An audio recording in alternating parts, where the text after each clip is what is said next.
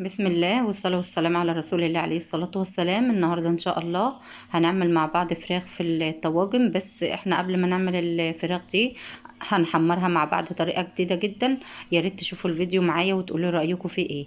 قبل ما ندخل في الفيديو هنسمي الله ونصلي ونسلم على رسول الله عليه الصلاة والسلام، ونشوف عملنا الطواجن الجميلة دي ازاي. اتمنى ان شاء الله ان الفيديو يعجبكم. يلا بينا نشوف الطريقة. واكتبوا لي في التعليقات لو الطريقة دي احسن ولا لما نحط الفراخ او اللحمة كده طريقة احسن. يلا نتابعوا معايا الفيديو وان شاء الله يا رب كده يكون خفيف على قلوبكم. هبدأ معاكم. انا بشوح كده الفراخ بتاعتي اهو عشان تاخد لون زي ما انتم شايفين كده. كده اخدت لون معايا كده جميل جدا، علشان خاطر ما تاخدش سوا معانا كتير في الفرن يعني ان شاء الله. فانا بشوحها كده بشويه مستكه بقى حبهان، وكمان هرش عليها بهارات لحمه.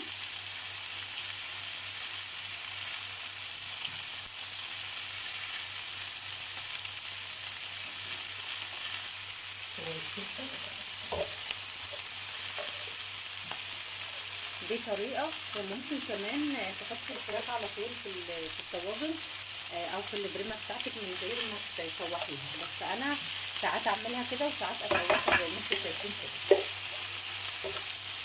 بس انا عملتها قبل كده بالطريقة الثانية، ان انا حطيت الفراخ على طول او اللحمة على طول. بس قلت دلوقتي لازم تشوفوا معايا وانا بشوحها دلوقتي. دي طريقة ودي طريقة تانية. هسيبها بقى تاخد تشويحه واكون جهزت الطواجن معاكي.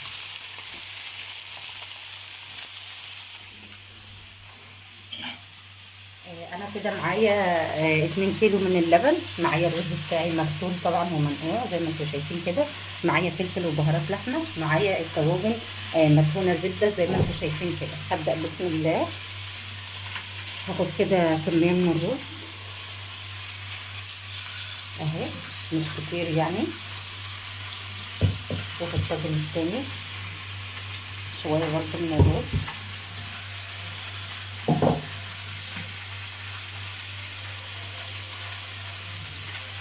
الرز ده مغسول ومنقوع زي ما انتم شايفين اهو. واللحمه بتاعتنا طبعا بتتشوح على النار. هبدا انقل كده اللبن هنا، وادي الطاجن اهو، وادي الملح بتاعنا. مجهزه كل حاجه كده حواليا بحيث لما اجي اعمل الطواجن تكون جاهزه معايا على طول.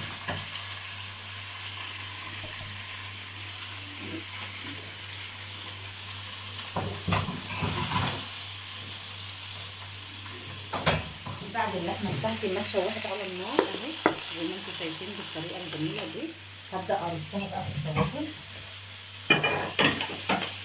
بسم الله، بسم الله الرحمن الرحيم.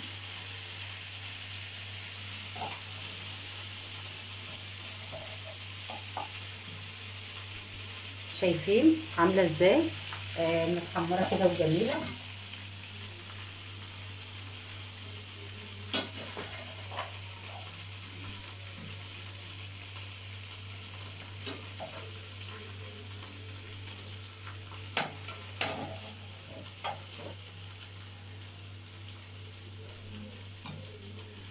كده انا رصيت الطاجن اهو. الطاجن التاني طبعا هرصه كمان نفس الطاجن ده. بسم الله ما شاء الله. شايفين الكبده متحمره جميله جدا.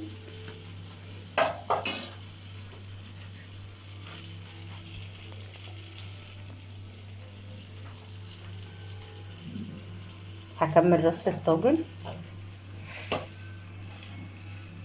هشيل كده اللحمه بتاعتي واحطها بقى في الطاجن الكبير ده. هقلبها كده.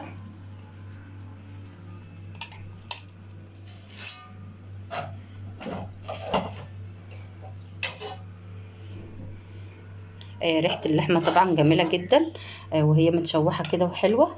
هبدا انزل عليها بشويه فلفل تاني على شويه بهارات لحمه.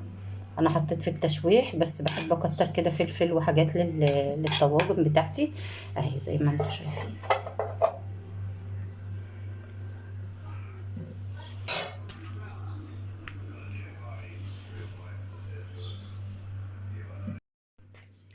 بعد ما خلصت بقى هحط معلقه ملح كبيره كل حاجه قدامكم واحده واحده اهي. بس كده هنزل بقى باللبن. بسم الله، اللهم صل على سيدنا محمد. وهدخلهم الفرن، ولما يطلعوا من الفرن بقى هنشوف شكلهم هيبقى عامل ازاي.